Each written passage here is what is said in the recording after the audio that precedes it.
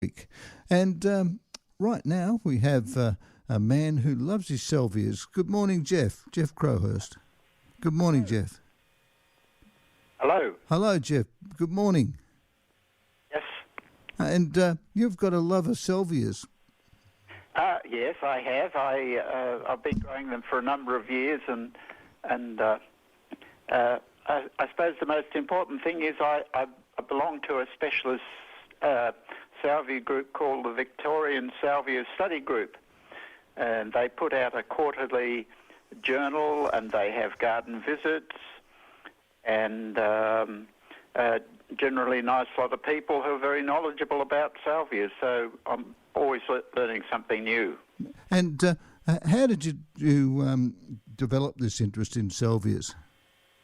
Oh, I can't really remember that. I probably bought one somewhere and thought, well, I want to know a bit more about these, so I'm pretty good with using the internet, and I belong to a number of different garden groups, so it was fairly easy to get some plants and find out how to grow them. And I've travelled fairly widely, and I've seen salvias overseas. Last year I went to Turkey and I saw salvias there, so there are salvias all over the place. Right, and how many different varieties are there, to best of your knowledge? Oh, well, the wild kinds, which are called species, there are over 700 of those, although only a small number are grown in gardens. But the nursery industries are rather taken to salvias because they're a lot of them are quite adaptable plants. So there are a lot of special garden forms which are called cultivars, and also they'll hybridise, so you'll get new forms as well. Wow. So they're pretty hardy. Breeders' introduction of they bred a group of plants called the heatwave salvias. Right. So the best known one of those is Blaze, which is red, but there's also a yellow one called Glare and another white one called Glaze, and I think there are a few others as well.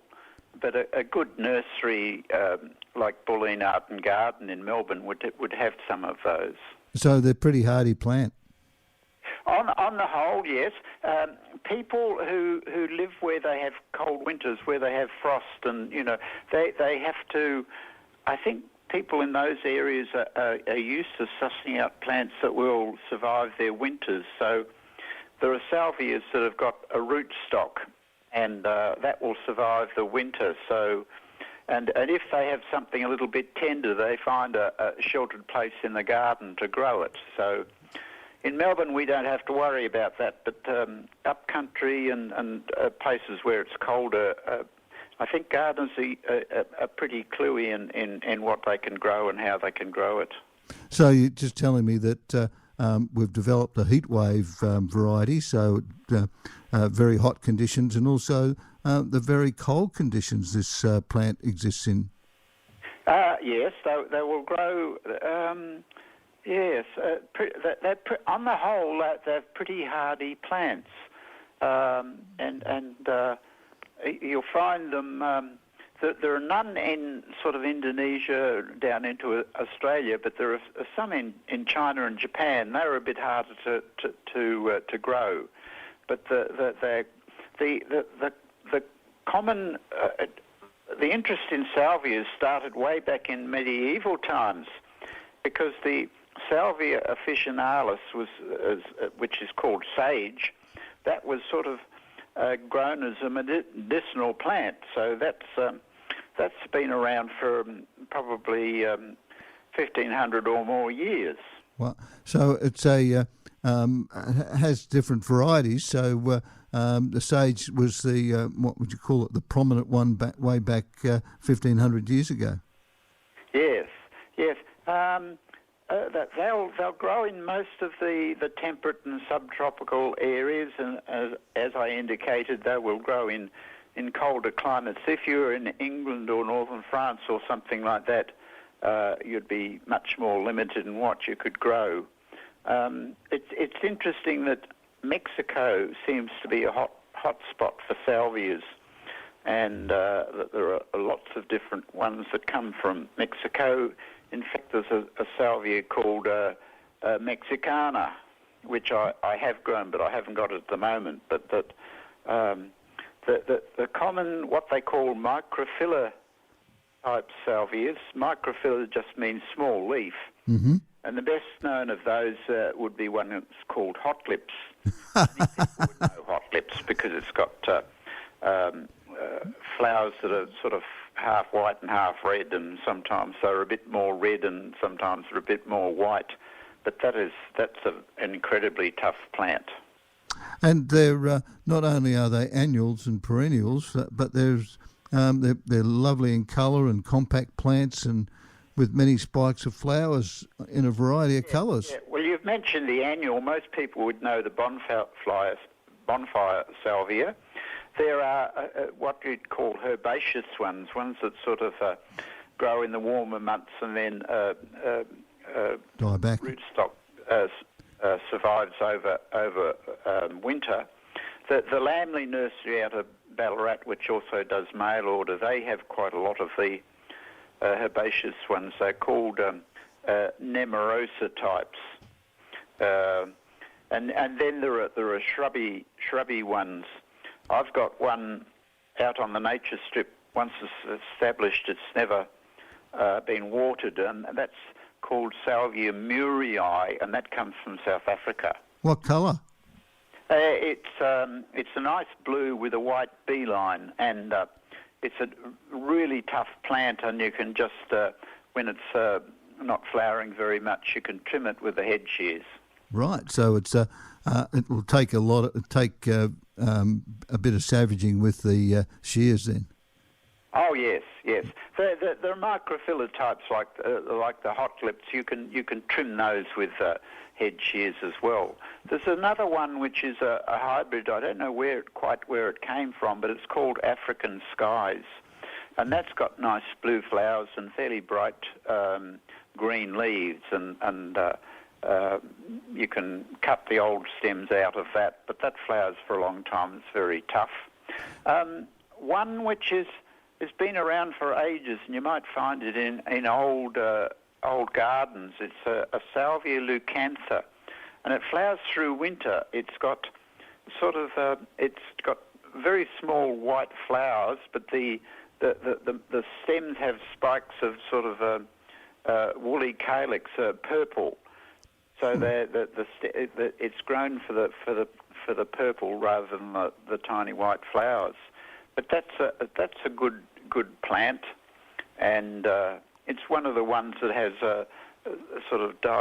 goes back to the ground. You can, if it flowers through winter, you could prune it about October, November, and it'll do its thing again next winter. So when you cut them back, how much do you cut them back by to keep them a good-looking plant? Well, it varies a little bit. I think once you've got your plant established, you can see whether it shoots readily from the bottom and it sort of has a herbaceous type, or whether it's a different kind.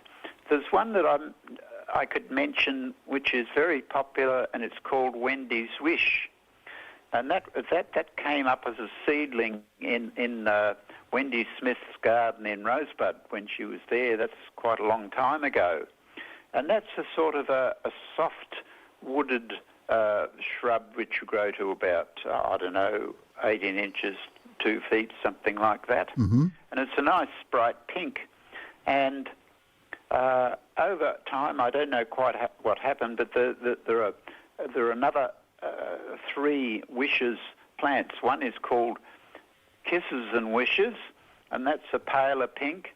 And there's a Love and Wishes, which is purple. And there's an interesting one called Ember's Wish, and that's sort of got a bright sort of reddy orangey flower, which is rather nice as well. So a good nursery would have one or more of those, or could get them in. But they're well worth growing. Now, do they have ground cover, small cover, and different height covers?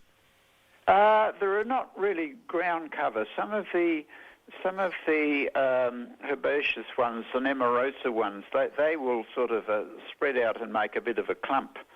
And once they're established, you can dig them up and divide them and give one to your friend or neighbour or whatever. But they're not really ground covers. But the herbaceous ones, the Nemorosa types, are the shortest ones. And then there are a fair range. There's another one that I could mention, which I've got myself, and it's a fantastic plant. I've got a little terrace house, single front terrace house, and a bed at the front, and that faces south. So in winter it doesn't get any sun at all, and in summer it gets a fair bit of sun. So plants sort of have to cope with those conditions. And I've got a salvia called Salvia chiapensis. It's Chiapensis. And Chiapas is a province of Mexico. Right. And this Salvia chiapensis has got nice sort of long stems of magenta flowers, and it copes with those conditions. It looks good pretty well right through the year, and it can be cut back if necessary to about 6 inches, and it'll shoot again. So, and it'll gently spread. So I've got a bed of that salvia with a few old-fashioned tea roses in between. So that's well worth getting. I don't know how easy it is to get hold of. But have a look at those nurseries that you mentioned earlier. Yeah. I don't know whether I've mentioned I belong to the Victorian Salvia Study Group. Yep. And if people use the internet, the website is salvias.org.au. And that's a very good website. And there's a panel on the left-hand side, and you can click on, growing them or where to get them or different kinds of salvias. So that's if you've got the internet, that's a very good site. Good. The other interesting person it is really is a woman called Sue Templeton. And she's my age, so she's getting on. She lives in the Albury suburb of Lavington, and she was responsible for introducing salvias to Australia virtually. She went to Mexico, and her business name is Unlimited Perennials, but she's got a good website which is salviaspecialist.com. Well, that puts it on the market, doesn't it? Yeah, she will mail things to you. She might even send out I guess you could find out her phone number and you could phone her. But right. Yes. Now the places where you could pick up salvias if you're interested. Bunnings usually have a few in their garden section. I've mentioned Bulleen Art and Garden. That's a good place. In the other side of town, Pointons in Essendon are likely to have a fair number of salvias. And there's a good nursery somewhere in Brighton, but I haven't looked. I've been there, but I haven't looked it up. Okay. Now, salvias are good for the garden. They bring in things to help pollinate. Yes.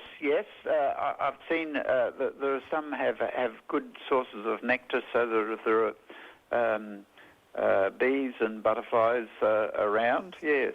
And can you grow them in pots? You could grow them in pots.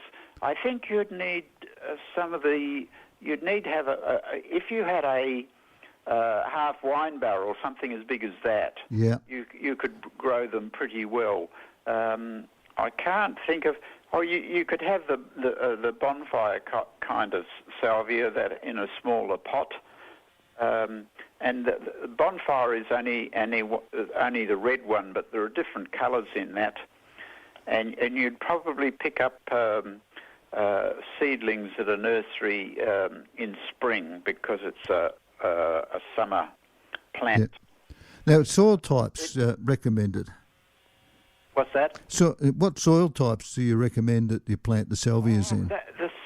Anything except really sandy soil. I mean, people in sandy soils, I think, they're a bit like people who live in really cold areas. They have to suss out what will manage in their soil. If you live down in Brighton near the beach or somewhere like that where they have sandy soil, it makes it a bit difficult. But otherwise, salvias will grow in pretty well any kind of soil. Feeding? Yeah. Well, they don't really need to be fed. I think plants are hardier if they manage without feeding. You could feed one and see how it goes, but I don't think I feed any of my salvias. And it sounds like you don't water them either. Well, some of them do. I mean, some of them I don't. The wishes group of salvias, they're sort of soft-wooded and they just need moderate water. They're probably better not in a really hot afternoon sun situation. Mm-hmm. The microphylla are tougher, and I've got hot lips on the front nature step, which is quite wide for me, and they never get watered. As soon as we have a few cool days, they spring back into flower. They are very good. Salvia murray, which I mentioned, comes from South Africa. That's very tough. That never gets any water. African skies grows in the nature strip in a neighbour's place, and I'm sure they never water that. So it sounds like that salvias are good. They don't need water, don't need feeding, and by the sound of things, just a little bit of maintenance to keep them tidy. Yes, you soon learn. I mean, my chair pences out the front. It'll go for a long time, and then in the hot weather we've had, I'll see the leaves drooping, so I give it a water. But it tells me when it needs a bit of water, which is like most plants actually. If they start to flop or wilt, you know that they're needing some water. Beautiful. All right, Jeff, we've run out of time, and that salvia website that you mentioned before, could you run that by us again? The salvia study group is salvias.org.au. So if you're interested in that, that's a pretty good site, I understand. Yes, the Victorian study group, they will be at the next event, you could say, is the Gardener's Day Out at Deakin University on Burwood Road. I think it's Saturday the 15th of June, right in the middle of winter. Right. But they'll be there, and that's a good event to go along to if you're a keen gardener. Beautiful. All right, thank you very much for coming on today and giving us an insight into salvias, Jeff. So magnificent, and thanks for the Ivanhoe Garden Club for putting you forward. Thank you. Okie doke. All right. And you can pick on Julie for that one. Bye.